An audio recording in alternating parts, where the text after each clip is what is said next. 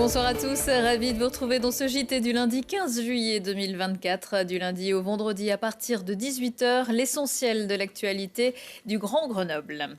En cette période estivale, vous êtes nombreux à profiter des activités de plein air qu'offre notre territoire, mais il faut rester prudent, notamment dans la pratique des sports d'eau vive. Samedi soir, un touriste belge s'est noyé dans le canyon de l'Infernet en Chartreuse, alors que le débit de l'eau est extrêmement fort depuis quelques jours. Diplômé d'État dans son pays de canyoning, comme l'ami qui l'accompagnait, le jeune homme de 29 ans a été emporté avant la grande cascade et s'est retrouvé dans une vasque dont il n'a pas pu remonter. Les sauveteurs du PGHM, du SAMU et de la sécurité civile ont recueilli son camarade indemne mais choqué. En raison des conditions difficiles, le corps de la victime n'a pu être récupéré que dimanche matin. Et ce week-end, les secours ont également dû intervenir auprès de plusieurs randonneurs et même de 2 alpinistes à Lolland, dont la corde avait été coupée en 2 par une chute de pierre. Ça rafraîchit, mais les eaux ne sont pas forcément plus propres. Interdiction de se baigner depuis ce lundi sur la plage municipale de Paladru au village du Lac. Une mousse blanche serait à l'origine de cette pollution. La plage reste fermée jusqu'à nouvel ordre en attendant les résultats des prélèvements effectués dans la journée par l'ARS, l'Agence régionale de santé. Grenoble et la métropole s'accordent finalement autour de Grenoble Habitat.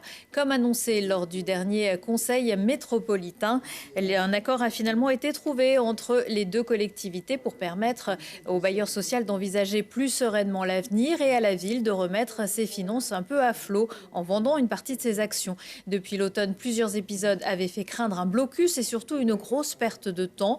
Mais même si ce n'est pas de l'amour, Christophe Ferrari et Éric Piolle semblent regarder sur ce sujet dans la même direction.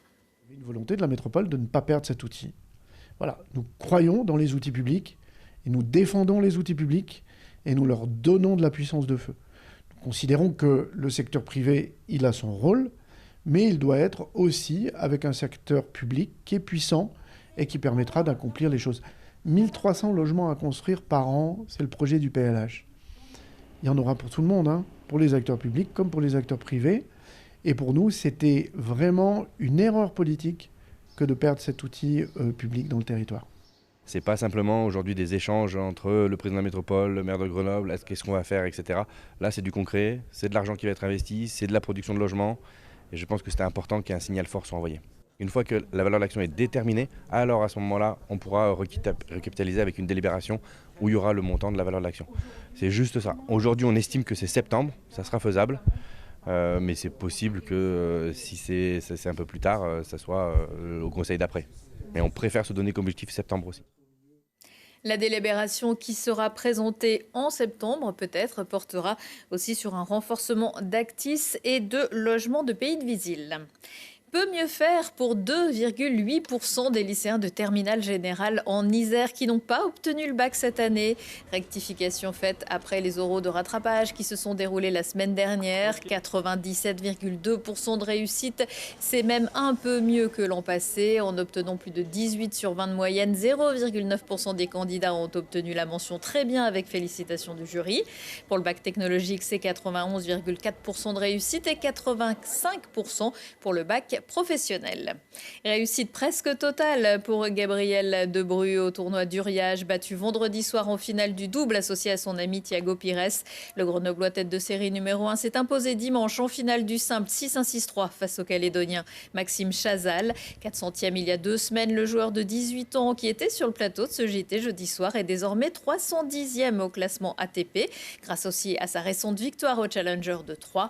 Le vainqueur de Roland Garros Junior 2022 va maintenant pouvoir s'accorder quelques jours de repos bien mérités. Pour la suite, son objectif est de participer aux qualifications de l'Open d'Australie.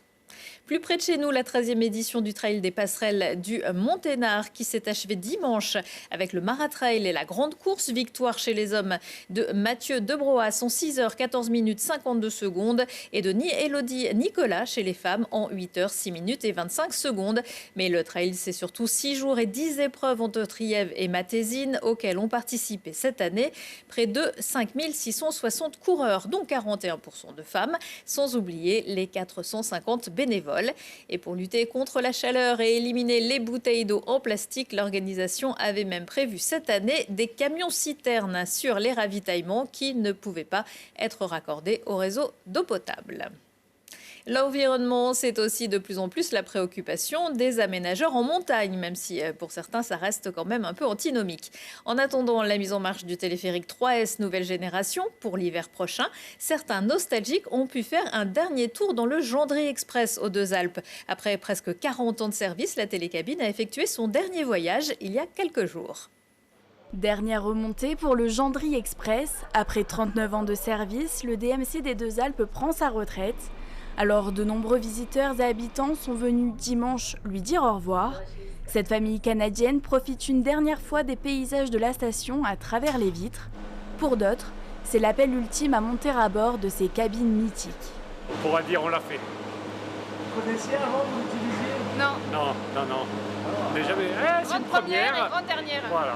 Les participants espèrent remporter la cabine mise en jeu par Aeon pour l'occasion. La colonne vertébrale de la station des Deux-Alpes laissera place au Gendry 3S, un modèle plus moderne et spacieux, 32 places pour emporter jusqu'à 3000 passagers par heure, une vitesse accélérée qui demande des ajustements, explique le directeur des Deux-Alpes.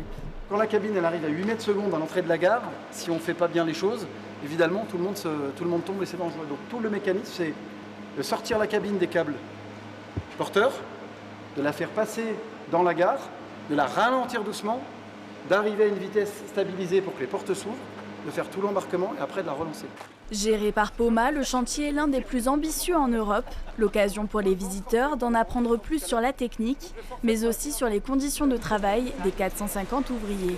Avant, on faisait juste une remontée mécanique pour transporter des gens. Aujourd'hui, on veut apporter à nos clients beaucoup plus que ça. On a un lieu pour que les enfants jouent en attendant que les parents achètent les forfaits. Donc au-delà de tout ce qui est extraordinaire dans l'appareil technique, dont on a déjà beaucoup parlé, il y a aussi cette notion d'accueil, de service, avant tout pour nos clients, mais aussi pour nos équipes. L'équipe de Sata Group a tenu à rendre hommage au Gendry Express pour sa longévité et à remercier ses clients. Parce qu'on a su vous faire monter rapidement au glacier, mais on a su aussi vous occasionner des belles files d'attente. Donc vous avez été patient et vous avez toujours été là.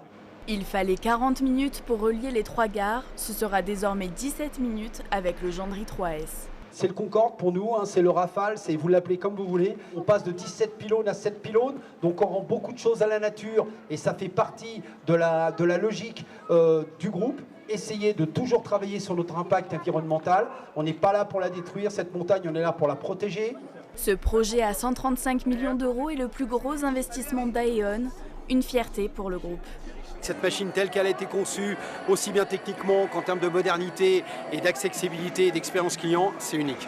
Les portes se ferment pour cette cabine du Gendry Express, emportant avec elle les souvenirs de nombreux passagers. Le domaine d'altitude des Deux-Alpes au-delà de 2400 mètres est donc fermé pour le reste de l'été, mais d'autres remontées restent ouvertes, tout comme les sentiers de VTT et de randonnée. Dans l'agenda, un spectacle de rue est donc gratuit, proposé par la Source à Fontaine mardi soir. La compagnie du Truffu et son plastique Boom Boom, une épopée sonore qui voit un tas de déchets prendre l'allure d'un sound system et les sonorités d'une rave party déglinguée sans aucune assistance électrique, mais avec des plots de chantier qui bavardent, un gros bidon bleu qui marche ou une dangereuse scie passe-partout. Retour de l'actu dans 1 heure et en replay sur télégrenoble.net. On se quitte en musique avec Wolfpack. Le collectif à géométrie variable entre rock, pop, soul et funk des années 60 sera à l'affiche de la dernière soirée de Jazz à Vienne mardi. C'est complet, mais on s'offre quand même ce petit plaisir. Excellente soirée à tous.